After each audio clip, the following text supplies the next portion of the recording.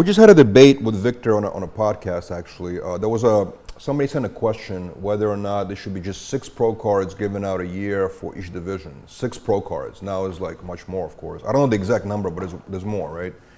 And we're having a debate about it, right? Like some people think that it's way too many pro cards that are given out.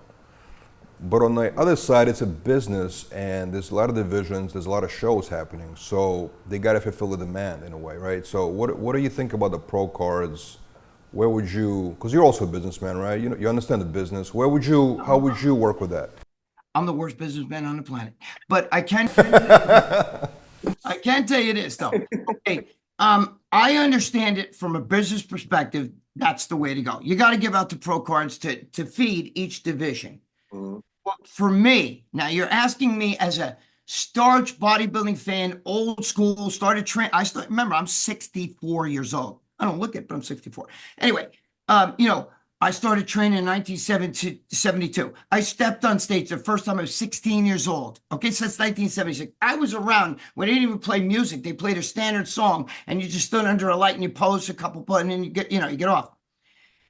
I like where just the elites get pro cards. Sometimes I feel like there's too many weeds in the garden. You get these guys, I placed first in the Buckeye Barbell Classic, so I'm going to go for the Olympia, or I'm going to go for these shows, and you sit there and you're like, come on, dude. All the guys that win the Masters and all that, so they should stay in the Masters. You win it. First of all, Masters shouldn't be 40 years old. That's to me, I'm 64. Masters should be like 60 years old. But regardless, I'm just saying, I feel I like better giving out the old school, the old way. Got to win your class in the Nationals, win the overall in the USA, win the overall in the North Americas. I like that old school way.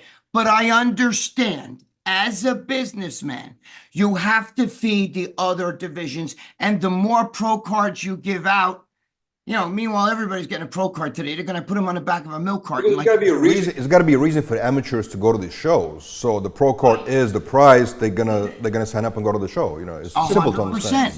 That's why they made all these other divisions. Were you trying to get a pro card at one point? No, I was. No. I didn't. Like, I competed in the AAU before there was even an NPC. You know what I mean? Yeah, I wanted to do that. You know what I mean? I did some bullshit. Natural pro shit, but it's like bullshit, you know what I'm saying? And you're talking like 1982 and everything. Before there was even an NPC, I started promoting shows for the NPC. And that's how I met Bob Bonham, And then when I left, Steve Weinberger took my shows. I had the Atlantic States first. I could show you, I got the posters in the back still. That's how I, because I became a pro. There's no money. There was no money in that, But that's neither here nor there. I do understand them giving out the pro cards. I do. You have to get the amateurs to say, "Oh shit, I got a pro card." You know what I'm saying? But there should be levels of pro. Almost like, because now everybody on Instagram, you go on there, I'm an IFBB pro. And then you're looking at the person, you're going, "What? You?" You know what I mean? Like, every girl, you got, it's you got 18-year-old girl. I'm an IFBB pro. I'm doing personal trainings.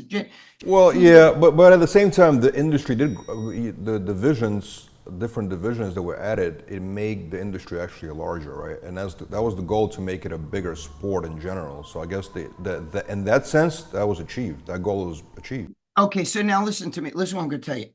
Excuse me. Corona for the. I've been, because I had the throat cancer, so sometimes I cough. Here's the thing with that.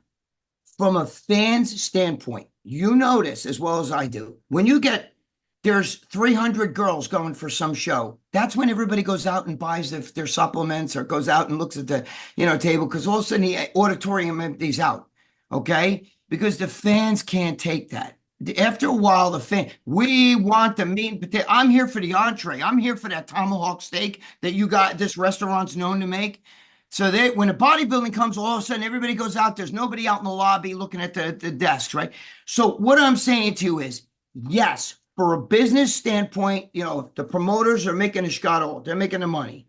But from the fan standpoint, there's so many weeds in the garden. I can't sit through, Yeah, I think, Greg, I think the solution to that, honestly, the way to fix that, I think, is for the pro shows, make it more difficult to qualify, and actually create less spots to qualify, right? Just just shorten that number of, like, instead of 50, physique competitors competing at the Olympia, make it, just 15. You know what I mean? And just create a different qualification system. And that's the way that I think that would fix that problem. Well, that's the old school way. The old school way is you had to at least win even a pro show to go into European tour or compete in the Olympia. You couldn't just say, "Hey, I got a pro card, I'm competing in the Olympia." You know what I'm saying? You had to earn your way. No, there is a system right now. It's just that they should make it just stricter. You know what I mean? Like, only a certain amount can get qualified. Whoever gets the most points or something like that. I think that would help that.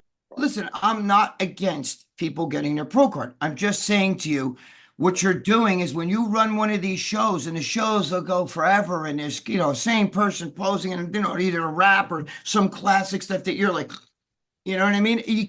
You're there to see the meat and potatoes, you know what I mean? And realistically, when a lot of those divisions come up, you see the auditorium empties out and everybody's out in the lobby, Yeah, and that's actually, I was disappointed at that when I saw the Olympia, the 212.